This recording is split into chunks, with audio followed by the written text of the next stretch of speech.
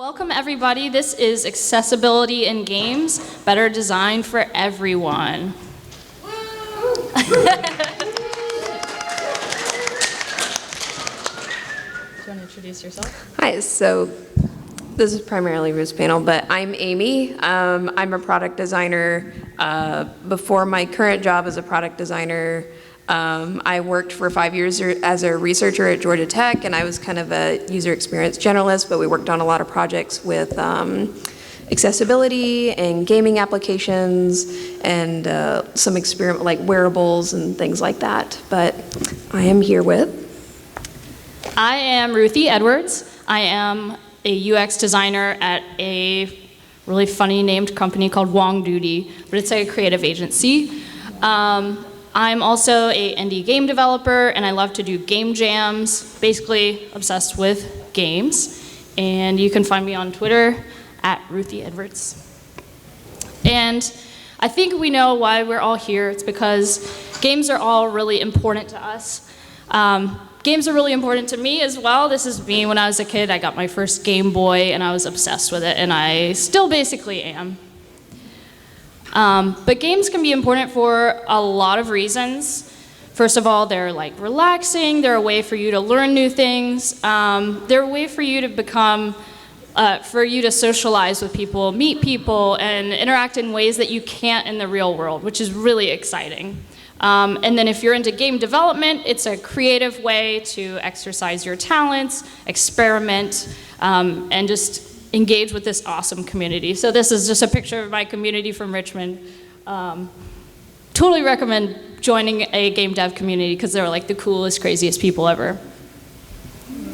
But this is not a presentation about me. I'm sure you did not come here to hear about me and how much I love games, and I mean, I could go on, but this is a presentation about my friend TJ. TJ is a guy that I just started talking to on Reddit randomly. He's a streamer. He's kind of, I mean, your average gamer dude. He plays a lot of popular games. He plays Call of Duty and Diablo 3, fighting games, stuff like that. He has kind of a small following. He has like a dog, lives in the Midwest. He's like, you know, average dude. And he's blind, and he plays all of these games with his TV turned off. So if you imagine what it would be like to play Diablo 3 without being able to see it. For me, that was at first really hard for me to imagine.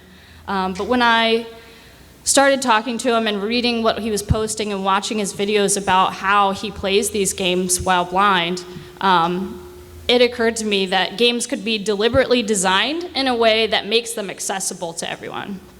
So here he's saying, I don't see anything at all, so I don't even turn my TV on. The sound gives me a general direction if you're far away from the enemy.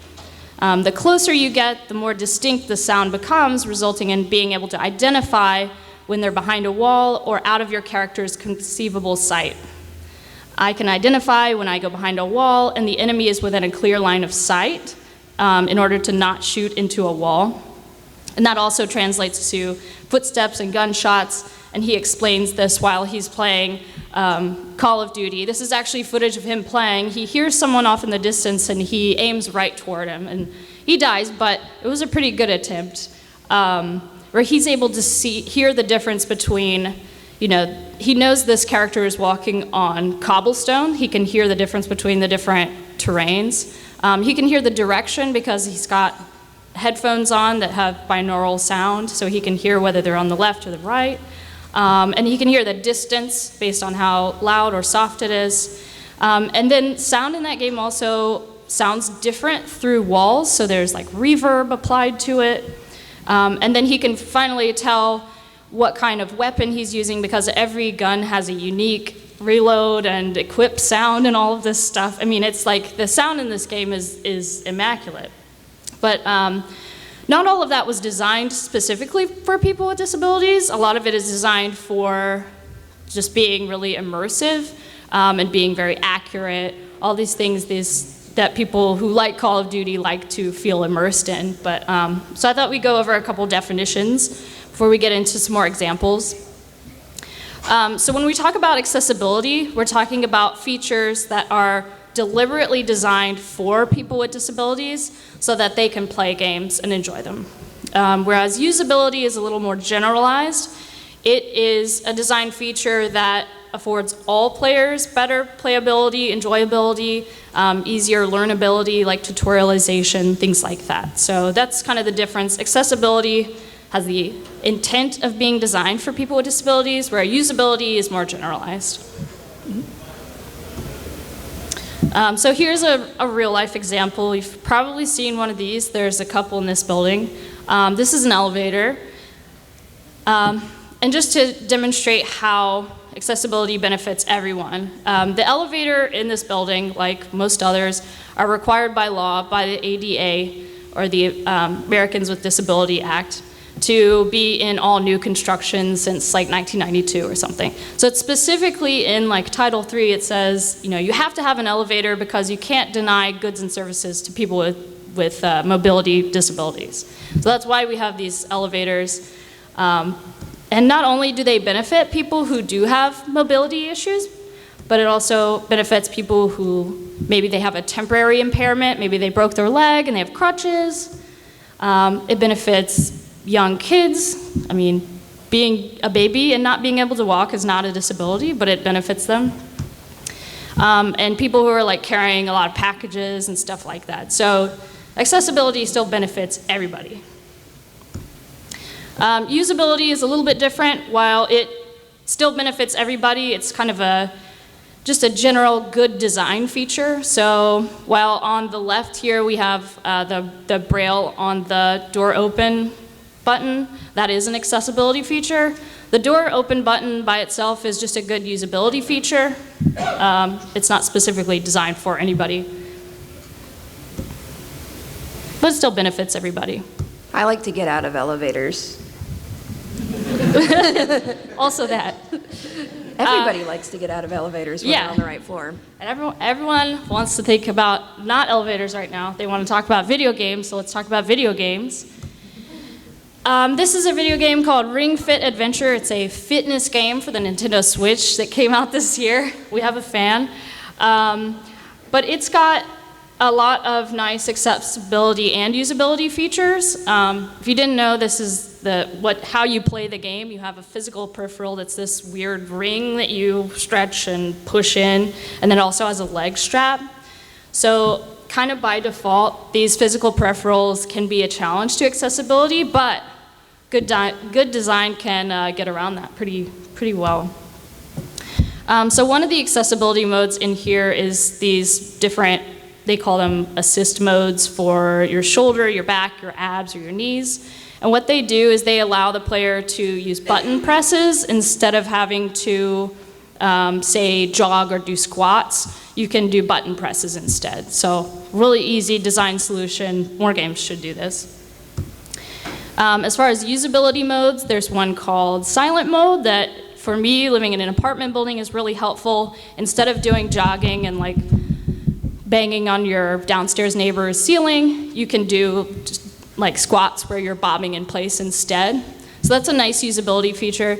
It could benefit someone who maybe has a mobility issue in their feet or someone with arthritis, but it's not specifically designed for that. So that's why that's usability. So these are kind of the top 5 tips that I've got for designing games to be more accessible. The first of which is multisensory design. Everything should engage all of the senses when you need to give feedback in a game. The obvious example is all the spoken dialogue should have captions and vice versa. But there's other things to consider too. One of the things that I discovered when I first started working on this is that there are a lot of people who have like a limited field of view, which is a little different than, say, having blurry vision or no vision. So thinking about ways that you can design for, say, a health bar in a way that's more concentrated in the center of the screen is usually helpful. So this is an example of, where they're keeping the hearts in the very center of the screen. And I know I keep shilling for this game, but I promise no one's paying for me. But this game does a good job of showing you when to hold and release an exercise, how to do the exercise. It's representing it visually. Everything that ring says is read out loud. How long you're supposed to hold the exercise is represented in the big word hold. That's like a progress bar that's filling up, but it's also played through in sound. That's like boop. So all of that's like very engaging all of your senses. But also, if you're looking away from the screen or something like that, you can still play the game easily. Does it also use the vibration feature in the Wiimotes as well? Yeah. So that's like 3 different avenues that you've got feedback coming in. Here's another example. I know this sound's going to be really annoying. Oh. So this is a classic, oh, dang it. This is a classic game called Balloon Fight. The sound is extremely annoying, but it does a nice job of representing a health bar diegetically, which means within the scene rather than on a heads-up display. So if you'll see, do you see where the health bar, in quotation marks, is located? The balloons, yeah. So that's just a really nice design. It's really like compact. It's very easy to read, very easy to see those 2 balloons. And to a new player, it's really easy to understand right off the bat, like, oh, I have 2 lives, because if my balloons pop, I can't fly anymore. So that's a nice early example of like a diegetic health bar. Second, accessible controls. So every game should allow control remapping, period. If it's not possible, if you have some sort of custom peripheral, in this example, talking about like a Switch game where you're limited to a certain controller, it's okay to provide alternate control schemes, but generally every game you should be able to remap controls every time. Because people play games with all kinds of input devices. Most people are familiar with keyboards and mice and controllers, but there's a lot of different things out there that are ways to input information into a computer or console. Accessible controllers like the Xbox adaptive controller at the top right. Eye trackers, the one at the bottom left is the Tobii eye tracker, and it uses your eyes sort of like how you would use a mouse cursor, so you can use your eyes to control a pointer. Foot pedals, this is the 3D rudder. It's this sort of balance board type thing. You can control games with your feet. Works kind of like a joystick. Custom switch controls. This one is the Logitech Adaptive Controller Kit. I think that's right. But it's a kit of different kinds of switches that you can customize to whatever your needs are.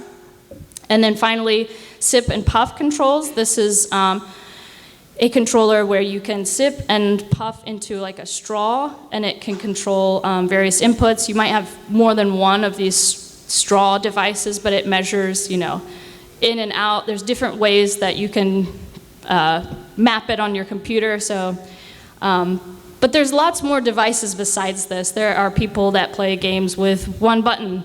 There are people that play games with voice commands. I didn't even put that one on there. But there's a lot of different input devices, so all games should be remappable. This is an example from Pokemon Sword and Shield, which is kind of locked into this hardware. But they offer this nice mode that makes it easy to play with one hand, which is a good alternate. It's not perfect, but it does help people, say, with hemiplegia, who are playing with one hand, or as a lot of the commenters on the video I grabbed this from were saying, they're eating with their other hand, so. Because like accessibility can be like, you know, conditional or contextual. It's the environment meeting, it's like the person and the environment meeting together at the goal. And that can take many forms. Yeah, you could be holding your crying kid in one hand and trying to like catch a Pokemon in the other, or you know, have your fist down a Pringles tube or whatever. Exactly, like. But this is a solution that I really like as far as controller remapping goes. This is a lovely little indie game called A Short Hike. It's kind of Animal Crossing-esque. It's really nice.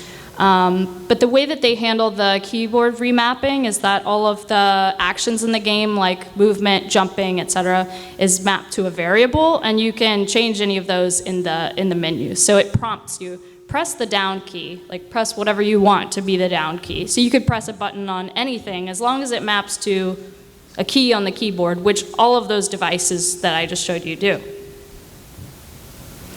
Some mistakes to avoid.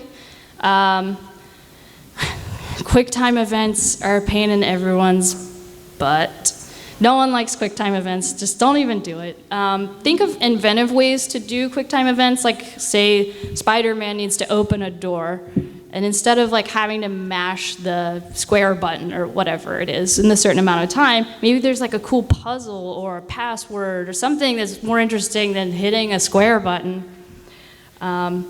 And give players an option for a toggle. Some players have trouble holding down a button for a long period of time, and even I experienced this the other day. I was playing Luigi's Mansion, where you have to hold the R trigger to vacuum stuff, and I got a cramp in my hand and I couldn't play it anymore. And also, don't use complicated button combinations. Simpler controls are better for everyone. An example might be in Super Mario 64. There are 5 different ways to jump just using the A button. So you can design simply but still have a lot of flexibility in the game. And you really want people to like focus less on like good design is almost invisible in some ways because they're not trying to remember what is the button combination, how do I do this thing. Like the example you just gave, like all of that is rooted in the A button, so you're already halfway there. Your thumb is usually on it. But all of those things, like it's basic enough where you're not, you know, you get to a point where you're not actively thinking about it at the top of your mind, so you can focus on like, it's like Maslow's needs, but in video games. It's like you can focus on that higher tier of solving that puzzle or performing, you know, that jump versus remembering how to jump in the first place. Yeah, that's really interesting. The next tip is adding degrees of difficulty or adding multiple ways to play a game. There's this really common misconception you see a lot on Twitter that people think accessibility will dumb down the gameplay, and I just hate that sentiment so much. Because yeah, some players enjoy playing on like permadeath, nightmare, hardcore mode or whatever, but if you offer other experiences for people, it doesn't affect those other players' experience at all. So you can offer things like auto-aim and tank controls, and those don't affect players who do like to play on nightmare mode or whatever it is. And then adding these other modes that don't require quick timing, say turning an action game into like a turn-based game. It accommodates players who need that for accessibility, but it also adds new modes of play for everybody. So an example of different difficulty modes, this is a game called Death Stranding, and if you can't read it, don't feel bad because I have 20/20 vision and I can't read it either. It's too small. This is a game for ants. But Kojima deliberately included a very easy mode, which really simplifies the controls, does some auto-aiming. There's a lot of like just getting you through the like combat stuff more quickly because he wanted people to experience the acting in it because he was really proud of that. So while that's not exactly an accessibility mode, I kind of like that he put that in because often, I mean, I just want to get through the combat too because it's bad. But here's an example I like better. This one's from Shadow of the Tomb Raider. You can really tune the difficulty of the different types of gameplay within the game. So you can tune the combat difficulty, the exploration difficulty, and the puzzle difficulty. So some of those, like the combat difficulty, might make ammunition more scarce, whereas the puzzle difficulty, if you make it easier, you know, it's highlighting things that might help you solve the puzzle. So there's a variety of things to choose from here, whatever your experience you want to be.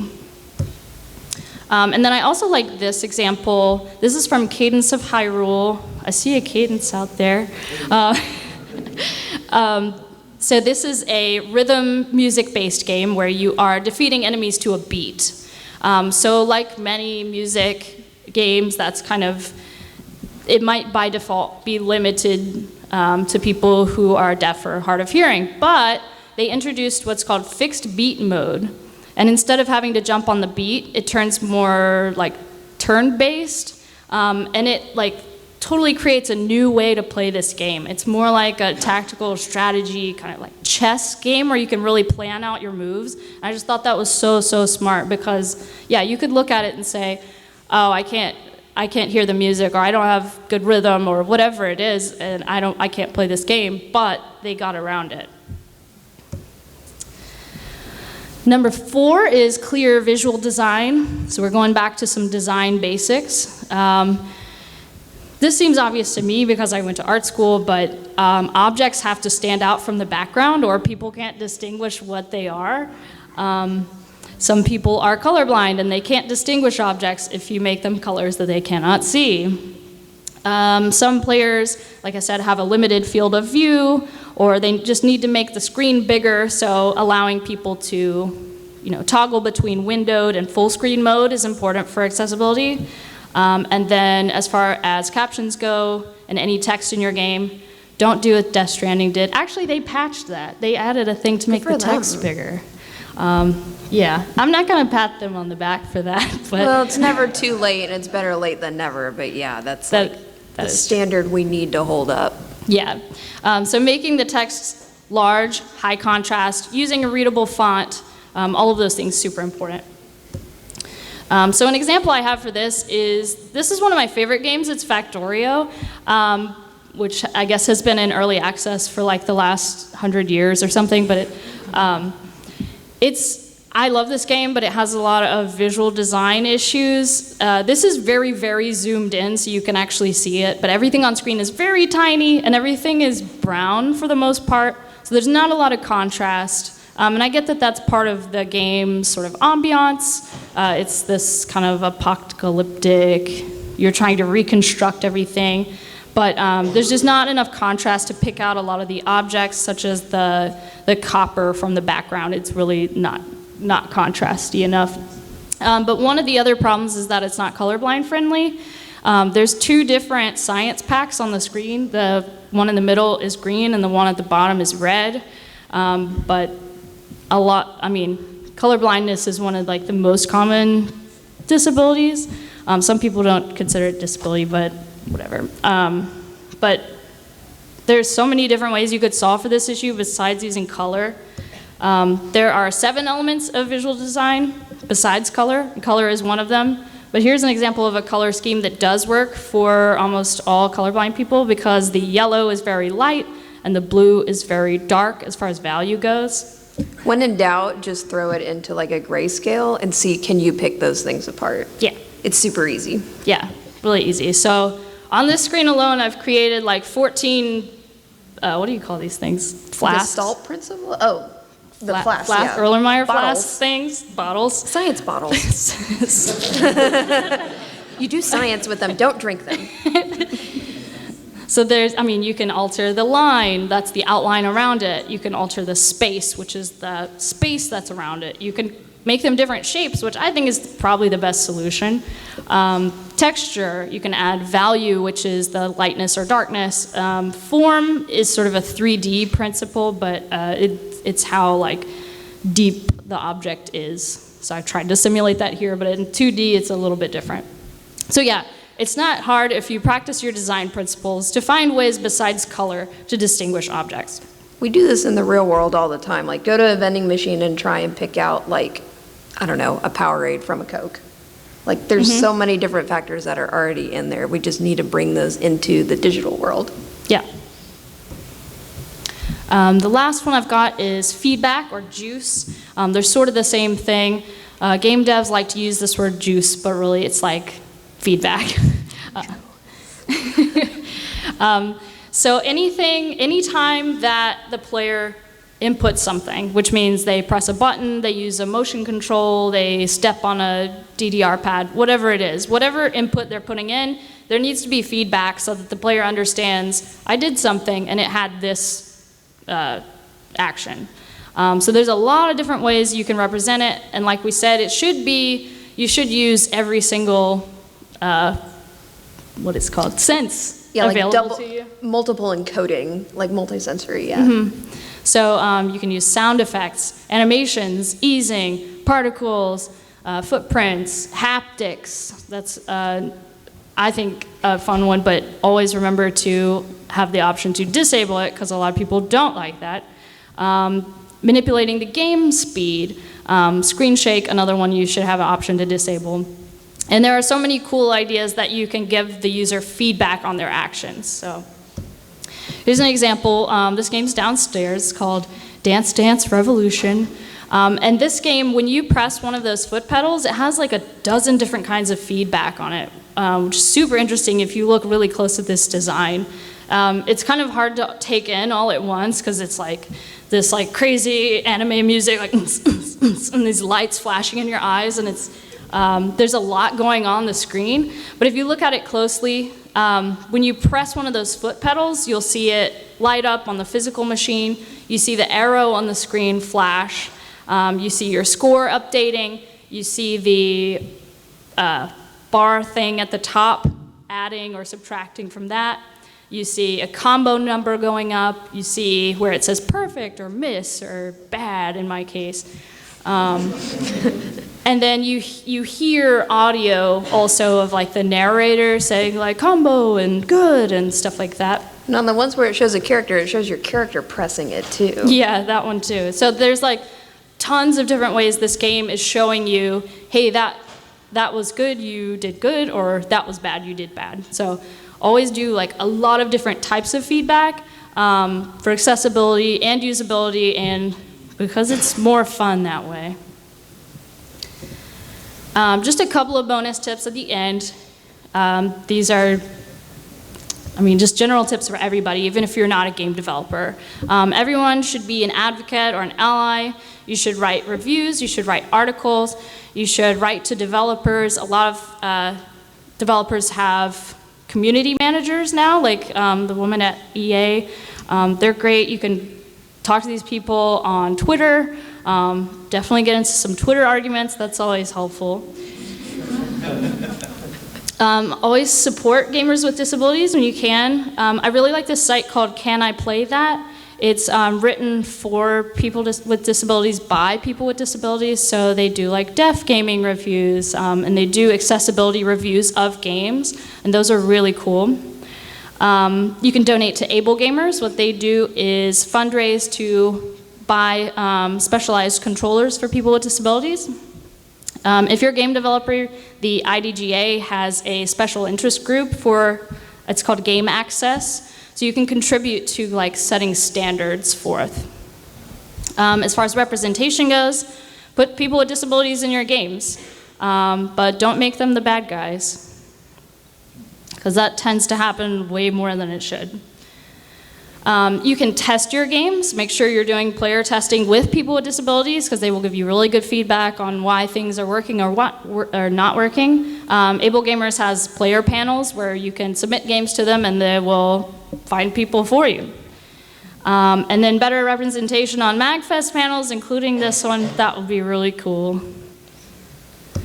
So I just wanted to wrap this up with a quote. I see this a lot on Twitter. A lot of people say, oh, this game doesn't need to be accessible, or, you know, they're kind of gatekeeping. Well, you know, if you're using the rewind mode on the classic console, then that doesn't count, things like that. But I think every game can be accessible, and I'm gonna throw a phrase they say to me back at them, which is that they need to get good at design.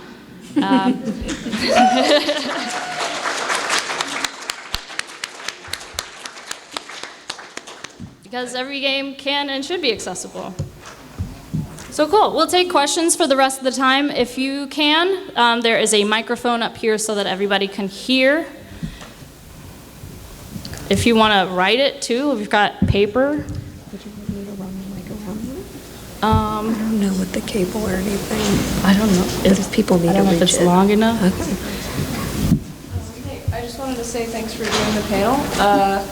And as someone with auditory sensitivity, I don't know if this is I think you might need to just get close to okay. it. Is this better? Yeah. Yeah. As Whisper someone in with its auditory ear. sensitivity, it's a lot of times it's kind of the opposite direction of what most accessibility needs are.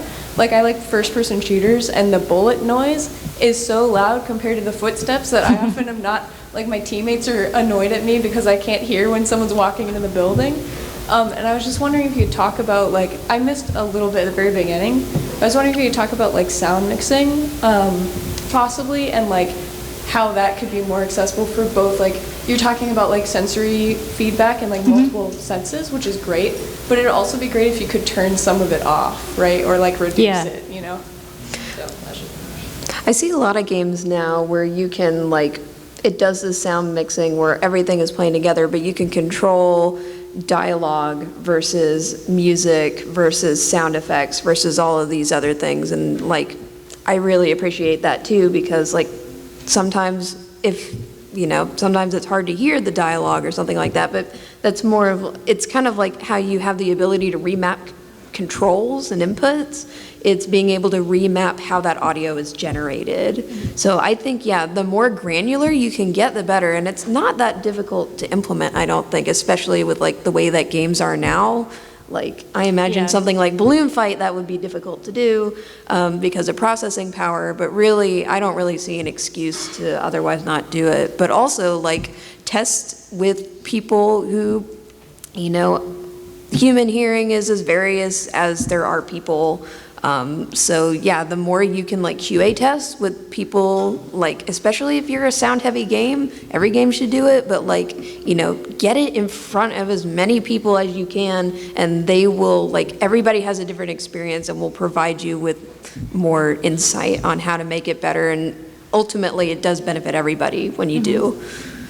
Yeah, so we're talking about the more granular audio controls for people who have sensitivity, or in the case of TJ, the blind gamer that I was talking to, he likes to have those controls too because he needs to filter out the music and all this stuff and be able to hear the footsteps more clearly. So yeah, I don't, like you said, I don't think there's any excuse for game developers not to be able to do that, because say in Unity you can assign tags to different clips or different sound sources. So as long as you have those layers of sound, there should be an option in the menu to turn down the music, the dialogue, and even more granularly, like you're saying, the bullet sounds or footsteps, etc. Cool. Hi. So something I always wonder is that in regards to remappable controls is how most games will offer the option to invert the y-axis on games, but not the x-axis for camera controls.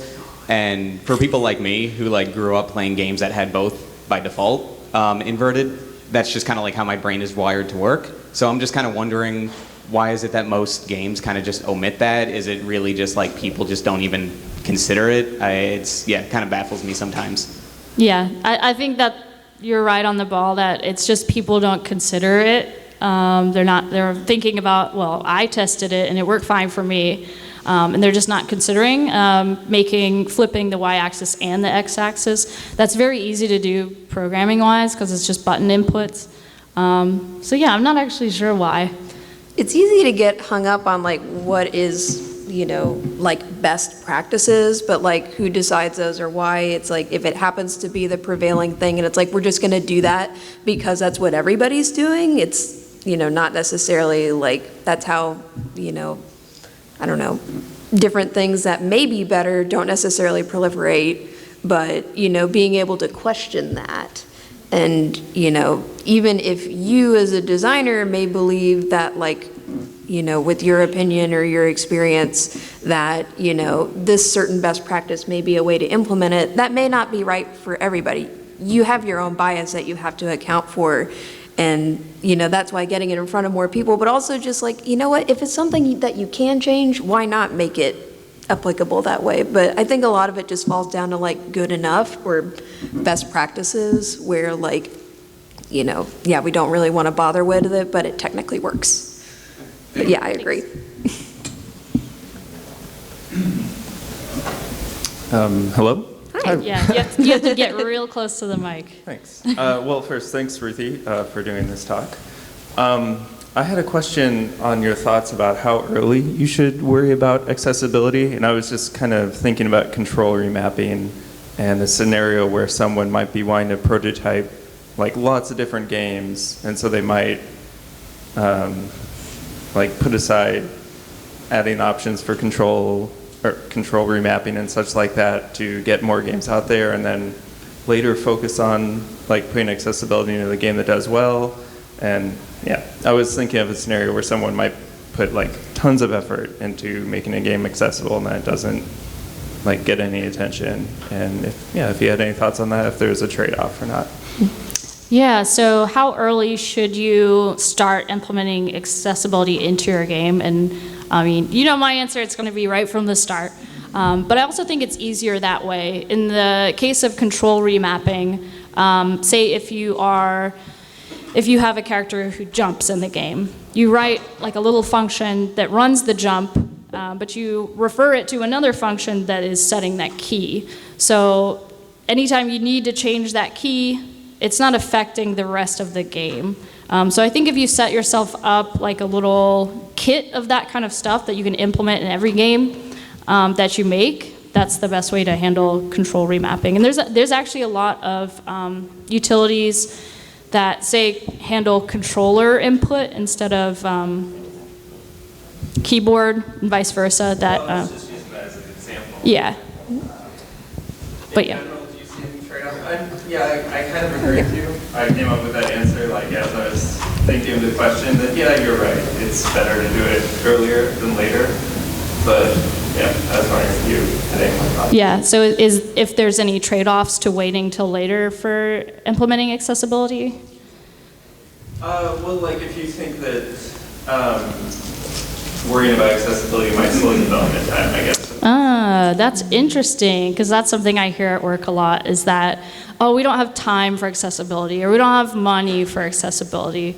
I mean, I think it comes back to the argument about discrimination, and it doesn't matter whether it takes more time or money, because if your game or your building or your service, whatever it is discriminating against people with disabilities, that's just bad. Yeah. Thank you. And you know, you were mostly talking about video games, but I have these card holders for board games, which are really useful accessibility things too. Like this one holds 6 slots for cards. Yeah, can you hold This is that up for a cool. second? That's really cool. So this is a, A friend made this one for me. That's a good friend. do they make these commercially, or do people No, just make them? This one, he only made 3 and gave me all 3 of them. That's really cool. So what we didn't talk about at all was tabletop gaming, which can be inaccessible to a lot of people. But here we've got a homemade, not homemade, but a really nicely made card holder that holds the cards for you. Yeah, because it's light, like the product is made out of his wood. It's fairly lightweight. And then also, like I noticed there were some little rubber feet on the bottom. So then if you're trying to like felt feet, so like it won't scuff up your table, but also like it'll help plant it in place. If you're trying to pick something out of it, it'll keep that planted. So like all those little details are really cool. Yeah. And this one I got later on. It's actually from Board Game Geek. Okay. And it holds less cards than the wood one, but it has 5 compartments for little pieces that like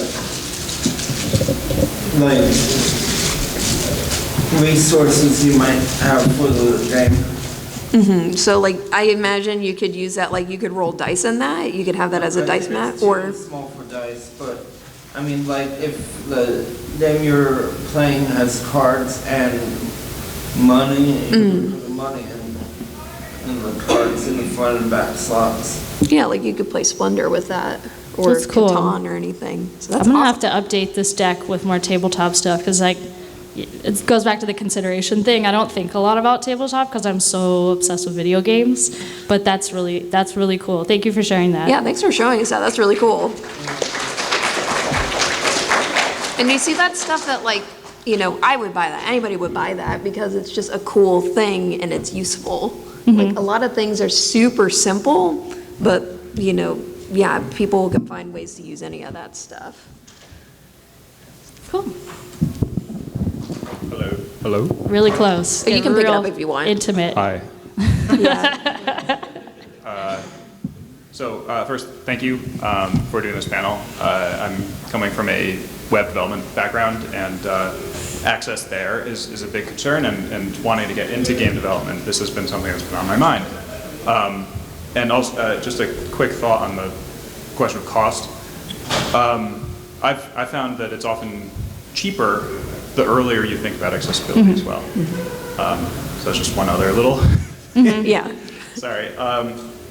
A topic that comes up with games frequently is in games like Devil May Cry, or these like skill, very twitchy, competitive-ish types of games, and competitive games as well. People who would argue that accessibility hurts those games would say, well, you're getting rewarded the same things, or you might be rewarded the same things for, bumping down the difficulty or tweaking different aspects of the game, or lessening what those people with those higher skill or higher ability would be getting. I guess I'm just kind of wondering, what's the response for that kind of argument? What's the how does a developer reward equally or fairly players of any difficulty level or skill level? That's a really good question, and that's one that I see on the internet all the time, which is, how do you let players with all abilities and skill levels, how do you almost like compensate them with achievements or points or whatever, on a way that the players who are very skilled at the game feel like they have earned these achievements, but that people who don't have that skill or haven't, beaten the game on nightmare mode or whatever, how do you disallow them to get that achievement? I don't really have a good answer to that, and I would love to turn that over to Amy or anybody from the audience that has an answer, because we're specifically talking about like multiplayer games. Because it's easy to do in single player, whether someone beats it on easy mode or hard mode, it doesn't affect the other player. But yeah, I'm curious to hear what you guys think about specifically multiplayer modes and accessibility. I don't know, the things that kind of come to mind with that is in things like sporting events, we have leagues, or we have different people who play together. But also, like, technology can kind of be like a leveling playing field. Like, everybody can do, like, video games are all fairly, like, every decision is deliberate, and all of it is kind of, contrived because it didn't exist in the first place. So I would say, yeah, like, for the most part, get as many people as you can participating, and it doesn't challenge your legitimacy or something. Like, you can always say that, like, these are the conditions that I played the game under, like, this is the way that I've been playing. Whereas me, it's like, I'm a horrible shot, and I will admit that. But, I would happily be able to play games with people who, like, I probably can't play Splatoon now because everybody's too good. But it would be great if, I could somehow, meet people in the middle or things like that. Like, competitive does get a little tricky because it's like, what are you measuring? Usually there's monetary stuff involved with it, things like that. But as far as like a casual thing, like, I'd say if you have the options, like, mostly that's like you and your experience with the game, or like the people that and haters gonna hate. Yeah, I think the league's idea is a really good one. So take a thing like auto aim, which could be an accessibility mode. Anyone who's using that goes into one league. Anyone who's not using it goes into another league. Pretty simple. Mm-hmm. And that's like, no matter why you're using a certain thing, it doesn't really, it is what it is. Whether you're using auto aim or not, everybody kind of agrees on like, all right, we're gonna meet here and we're gonna play this game, and these are like our set of rules. And like, if you want to play it Calvin Ball a different way, then yeah, go for it. It also feels like in the casual setting, when people get really angry about accessibility options, like it's almost like a sense of elitism that's like being taken away from them when they realize like the thousands of hours they poured into this game, like, is supposedly being canceled out because somebody used audio assist, and like, that's really stupid. But also in a competitive setting, yeah, it's like a sports league. Like you set up different leagues and then make the prize money the same. So everybody's competing in a sense for the same things with the different modes. No, it's a really good point. I'm just wondering, like, it's not quite the same solution, but do you think that, like, for solving like competitive accessibility problem, can that partially be solved at like the hardware level with like adaptive controller, that sort of stuff? People have like motor disability or something like that, you know. Is that a solution to like, you know, allow someone with like an adaptive controller to play in the same environment as people? I would say it's kind of like, you know, equipment. It's like if you're, you know, wearing cleats that are the wrong size, that's not really like augmenting, like the purpose of technology is to augment your ability. And if it's not serving you well, then like, yeah, it's the relationship of you and the technology. And it's really hard to generalize. Like there's universal design, but also like you have to account for that like people are different. And that's why options are important so that you can find the cleats that fit best for you and you can play the best that you can. So yeah, I think that like, yeah, providing more options for controls or controllers could open things up to people and like, yeah, like that's your equipment that you choose to use that is within these regulations and it works. And yeah, I think that's a good idea. Cool. Sorry. He also kind of touched on my question. So Get really close. I'm really interested in like user experience research, and I'm seeing that so many companies, games or otherwise, don't put a lot of energy, stock, whatnot, into accessibility. It's just like this specialized thing, but not really looked at, you know, generally. And so I was speaking to someone at PlayStation, and he works with Naughty Dog, and he was talking about all the different accessibility features, of course. And we were also talking about the accessible controller that Microsoft came out with. And like his belief was that it's great that the controller is there, but software is more important than hardware, that more people are unable to access games due to different accessibility within the software and not necessarily because of the lack of hardware as much. So I was curious about like what you think about what he had to say. Like, should there, obviously there should be more hardware because there's not that much, but like should a lot of effort be put into software because even if they're able to play a particular game, you know, there's different sound leveling issues, there's different like visual issues and things like that. Yeah, so this was a comment from someone at PlayStation who said that more often it's the software that's limiting rather than the hardware. And I tend to think that's true just numbers-wise because the most common disabilities are like visual impairment because at some point everyone gets old and needs glasses. So yeah, I think that is true. And like, she was bringing up about auditory, for example, in Pokemon like Sword and Shield, they give the option to change the auditory controls, but it's super controversial because you had to unlock it. And it wasn't automatic, and so the problem was, yeah, there's accessibility, but if you have to make it so someone has to unlock the feature, is that really accessible? Because a lot of people were saying, well, I didn't get to that point anyway. You should, I'm sorry, I didn't mean to interrupt. I was just excited because I'm like, yes. Because yeah, like if something is in a menu, ideally you should be able to find it. Like you shouldn't have to dig through your accessibility features to find the accessibility stuff. It should be pretty clear. Like I know there's concern about like onboarding and getting right into the middle of the action, but like a lot of games do a really good job of integrating, like setting up your settings, doing tutorial stuff like integrated in the game diegetically. So I think that'd be a good like onboarding people with that and letting them set it from the start instead of like, I missed that whole opening cutscene because I couldn't enjoy it and now I have to start over and I have to navigate this menu that's already difficult to use. So yeah. So frustrating.